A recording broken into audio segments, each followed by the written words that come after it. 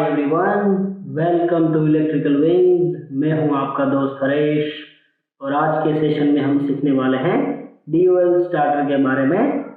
So guys, previous session में हमने सीखा था कॉन्टैक्टर कैसे सिलेक्ट किया जाता है। ओके, सो प्रीवियस सेशन को रिफर करने के लिए आपको लिंक टॉप राइट कॉर्नर में मिल जाएगा। एज वेल एज चैनल को सब्सक्राइब करना ना भूलें and press the bell icon to get instant notification.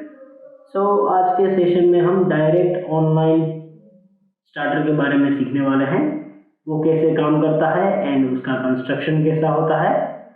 Guys, यहाँ पे मैंने DOL स्टार्टर का जो हमारा बॉक्स है, जो हमारा पैनल रहता है छोटा सा, उसका फिगर मैंने लिया हुआ है, यहाँ पे आप देख सकते हैं।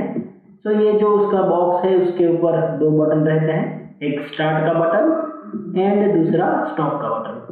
जैसे ही हम इस स्टार्ट बटन को प्रेस करते हैं, हमारा जो फील्ड में मोटर लगा हुआ है वो स्टार्ट हो जाता है एंड स्टॉप बटन को प्रेस करते ही हमारा मोटर जो है वो स्टॉप हो जाता है। ये काम कैसे करता है?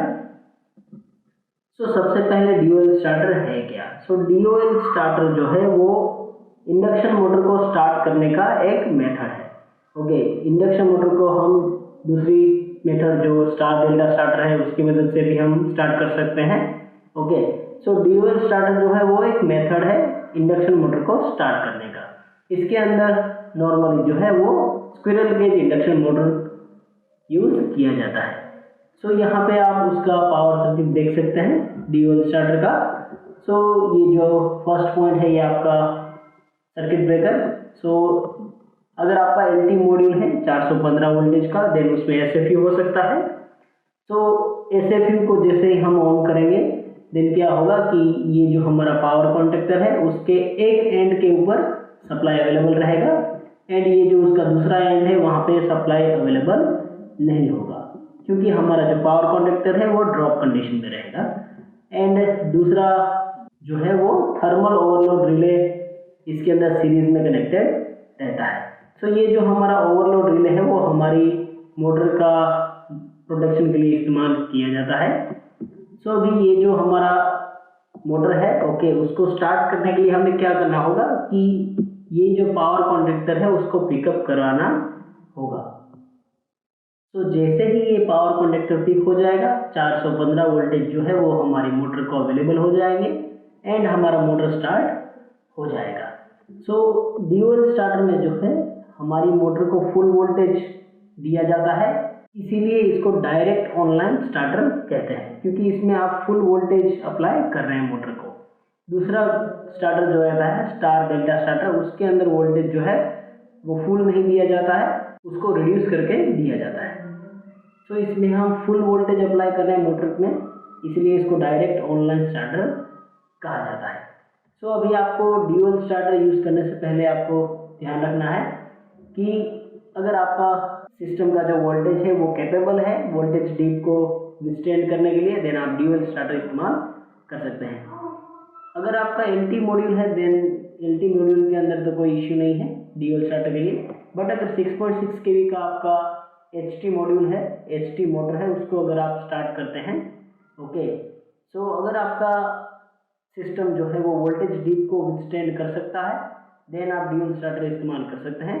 अदरवाइज आपको कोई दूसरा स्टार्टर यूज करना पड़ेगा, या तो आप VFD भी यूज कर सकते हैं। डायरेक्ट ऑनलाइन स्टार्टर का इस्तेमाल जो है वो हमारी जो छोटी मोटर्स रहती हैं, जैसे कि पंप है छोटा, या फैन है, या कंप्रेसर की मोटर है जिसका रेटिंग कम रहता है, उसके अंदर DOL स्टार्टर का इस्तेमाल किया जाता है। सेकंड पॉइंट है कि DOL स्टार्टर का कंस्ट्रक्शन कैसा रहता है, उसके अंदर कौन से पार्ट्स रहते हैं। यहाँ पे आप देख सकते हैं मेनली इसके अंदर दो पार्ट्स आते हैं। ये जो हमने बॉक्स लिया था उसके अंदर एक पावर कॉन्टेक्टर रहता है एंड एक थर्मल ओवरलोड रिले दिया जाता है।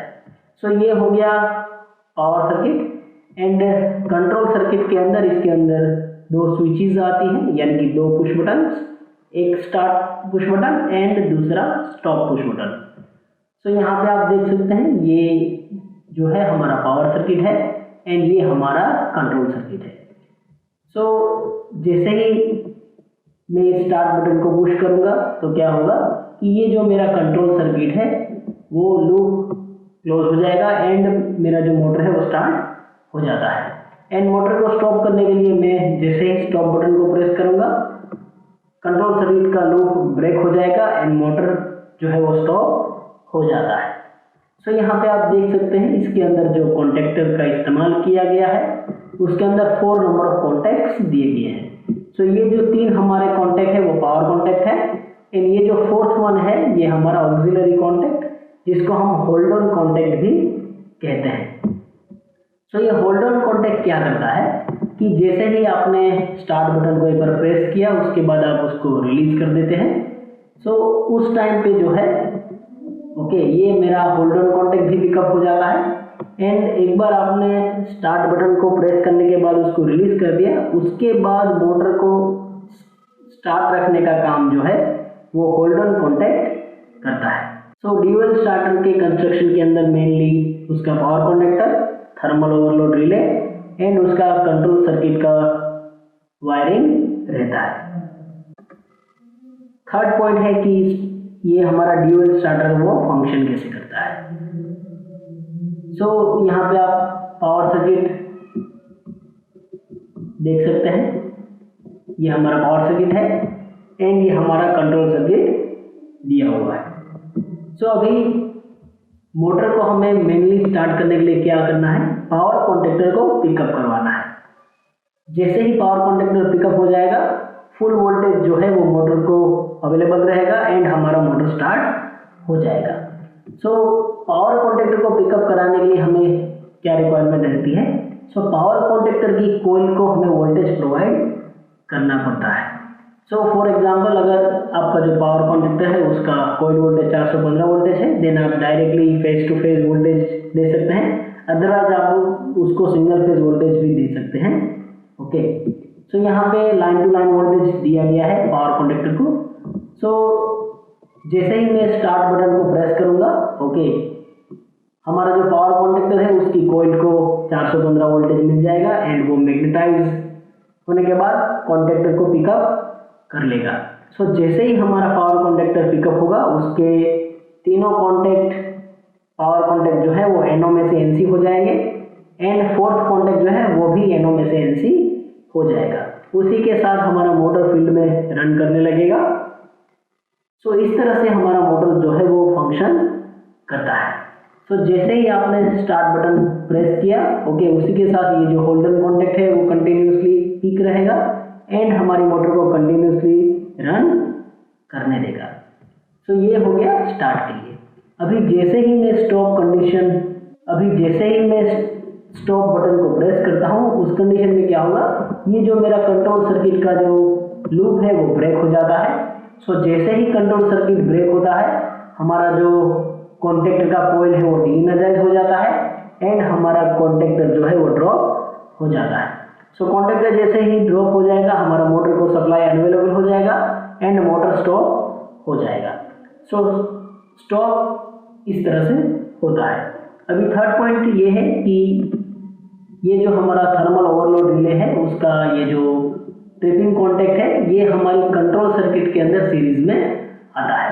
सो जब भी हमारा मोटर जो है वो ओवरलोड पे ट्रिप करेगा उस कंडीशन में ये जो कॉन्टैक्ट है वो NC में से NO हो जाता है। सो जैसे ही ये कॉन्टैक्ट NC में से NO होगा हमारा कंट्रोल सर्किट ब्रेक होता है एंड कंट्रोल सर्किट के ब्रेक होते ही हमारा मोटर जो है वो बंद हो जाता है।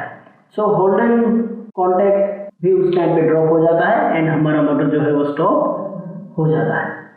सो इस तरह से हमारा ड्यूअल स्टार्टर काम करता है। सो ये जो हमारा ड्यूअल स्टार्टर है उसके मेनली एडवांटेजेस क्या क्या है। सो फर्स्ट पॉइंट है कि ये जो स्टार्टर है वो काफ़ी सिंपल है, आप सिंपली इसको अंडरस्टैंड कर सकते हैं एंड इकोनॉमिकल भी है। इसका कॉस्ट भी बहुत ज़्यादा नहीं रहता है। सेकंड पॉइंट है कि इस ड्यूअल स्टार्टर का जो डिज़ाइन है वो काफ़ी सिंपल है एंड इसको आप इजीली ऑपरेट एंड कंट्रोल कर सकते हैं। सो इसके अंदर कंट्रोल वायरिंग भी बहुत कम आता है क्योंकि ओनली कॉन्टैक्टर एंड ऑयलर यानी कि थर्मल ओवरलोड रिले का ही आपको कनेक्शन करना होता है। थर्ड पॉइंट है कि ये मोटर को फुल स्टार्टिंग टॉर्क प्रोवाइड करता है, स्टार्टिंग स्टार्टिंग कंडीशन में, ओके, जिसकी वजह से आपका मोटर जो है वो इजीली स्टार्ट हो सके। फोर्थ पॉइंट है कि ये जो सर्किट है इसका ड्यूअल स्टार्टर का, जिसके अंदर only power conductor and thermal overload relay आता है।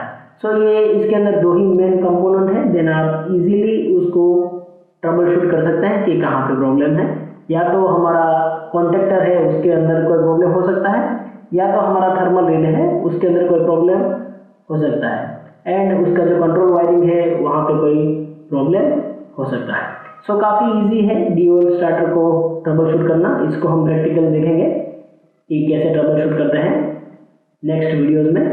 लास्ट पॉइंट है कि ये जो हमारा ड्यूअल स्टार्टर है उसके डिसएडवांटेजेस क्या क्या है। सो फर्स्ट पॉइंट है कि ड्यूअल स्टार्टर में जब हम मोटर को स्टार्ट करते हैं तब क्या होता है कि हाई स्टार्टिंग करंट जो है वो सिस्टम से ड्रॉ करता है।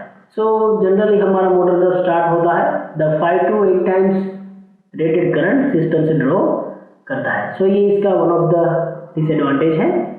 सेकंड पॉइंट ये है कि फुल वोल्टेज हम प्रोवाइड कर रहे हैं मोटर को, उस टाइम पे वो इनरश करंट खींचता है सिस्टम के अंदर से। तो उसी टाइम पे क्या होता है कि हमारा जो सिस्टम का जो वोल्टेज है उसके अंदर वोल्टेज डिप आता है। तो अगर आपका एलटी मोटर है देन उसके अंदर तो वोल्टेज डिप का कोई इश्यू नहीं है, बट अगर आप 6.6 केवी लेवल पे अगर आप कोई एचटी मोटर अगर 2 मेगावाट का मोटर को स्टार्ट कर रहे हैं देन उस कंडीशन में वोल्टेज डिप बढ़ जाता है। सो अगर आपका सिस्टम का जो वोल्टेज है वो स्टेबल है, अगर वो कैपेबल है वोल्टेज डिप को हैंडल करने के लिए, देन आप ड्यूअल स्टार्टर का इस्तेमाल कर सकते हैं। अगर आपका सिस्टम जो है वो वोल्टेज डिप को विथस्टैंड करने के लिए कैपेबल नहीं है देन आपको वहाँ पे कोई दूसरा स्टार्टर या आपको VFD का रिक्वायरमेंट रहेगा।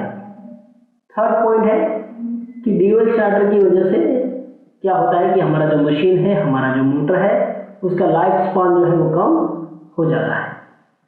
एंड लास्ट पॉइंट है कि ड्यूअल स्टार्टर जो है वो unnecessary high starting torque provide करता है। ओके, कई जगहों पे हमें हाई स्टार्टिंग टॉर्क की रिक्वायरमेंट नहीं भी हो सकती है। सो ड्यूअल स्टार्टर में जो है वो हाई स्टार्टिंग टॉर्क रहता है स्टार्टिंग में, क्योंकि आप उसको फुल वोल्टेज प्रोवाइड कर रहे हैं इसीलिए। So that's for today guys. आज हमने सीखा ड्यूअल स्टार्टर कैसे काम करता है, उसका कंस्ट्रक्शन कैसा है एंड उसके एडवांटेजेस एंड डिसएडवांटेजेस। अगर आपको कोई भी डाउट है देन आप कमेंट सेक्शन में पूछ सकते हैं। Okay, stay tuned for learning. Thank you guys.